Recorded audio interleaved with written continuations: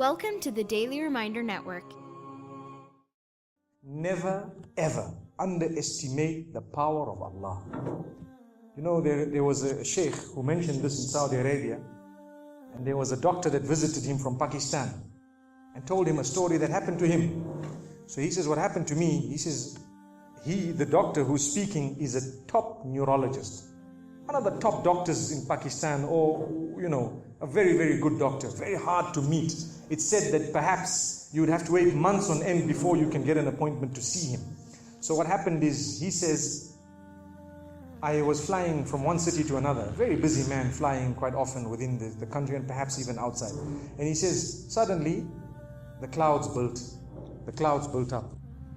Huge clouds, and the lightning started striking, and it started pouring, and there was lots of turbulence, and one of the engines was struck and it was damaged. So we had to land. And so what happened is, the landing was at a nearby little airport or a little strip and so on.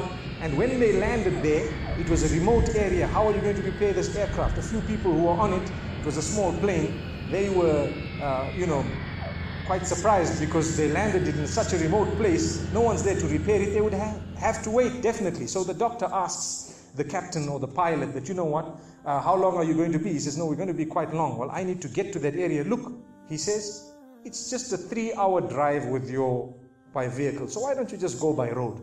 And you can go there and get there. He says, okay, good idea, because this is going to take long. So he decides to go on one of the trishaws, in Pakistan, one of the areas, wherever it was, and he jumped in. And as they started progressing, the clouds built again. And the lightning was striking, and the rain started pouring. And it was pouring so much that their vehicle could not move much more because of the mud and because of everything else. And so it was quite an open area with a bit of farmland. And after a while, they realized, look, we're not getting anywhere. There's a little house here. Why don't we just go there? We can read our salah. Perhaps we can, see, have a bit of a meal or whatever else. And they decided to knock the door. Strange people, strange land, far off, out in the rurals. And so he knocks the door, and he's got his little bag and everything, and he walks in. An old lady happened to answer the door after a while, and they spoke to her saying, look, this is what has happened, and we're going from so-and-so to so-and-so, and we just want a place, we want to read salah and so on. And she said, no problem, you can come in. She had a little musalla, a little sajjada, and she had a little baby on the side, or not a baby, but a child. And the child, every little while, she's actually checking on the child, and she's sitting on that musalla, making dua and reading her own salah. These people fulfilled their salah, did whatever they had to. And when they were about to leave, they spoke to the old lady saying, thank you very much, jazakumullah khair, and so on. And, we're going, what's happening to this child, So the woman says, look, the child is an orphan. And the child is unwell, not well at all, very sick.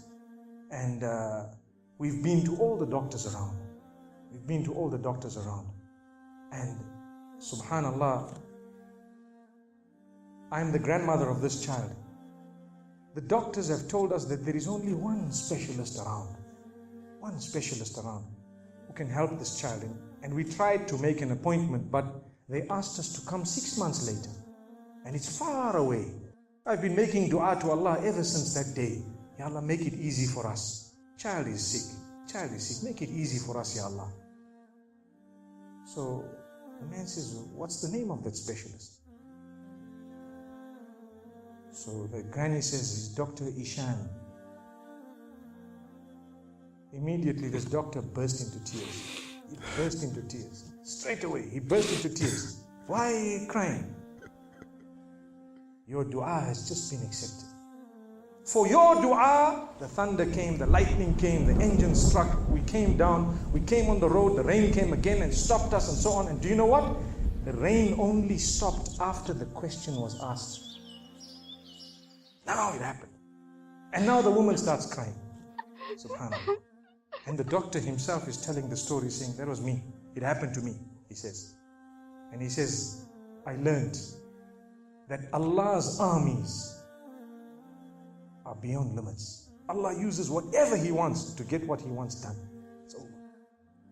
Where in the wildest of the dreams of this person would they have felt or believed that the top man, whom it is semi-impossible to see without big appointments, would actually be driven all the way to the door, knock the door, come in here, read some salah, and they would have to serve the child here. amazing. Wallahi, it brings tears to the eyes. But the reason I share it with you, every one of us has needs for Allah subhanahu wa ta'ala.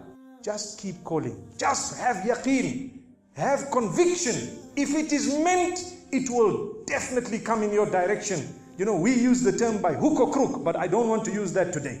I want to tell you, by the mercy and power of Allah subhanahu wa ta'ala, it will happen, it will come to pass. May Allah subhanahu wa ta'ala bless us. May He open our doors. May He grant us all shifa. And may He make us firm believers that for Him, nothing is impossible. Donate now.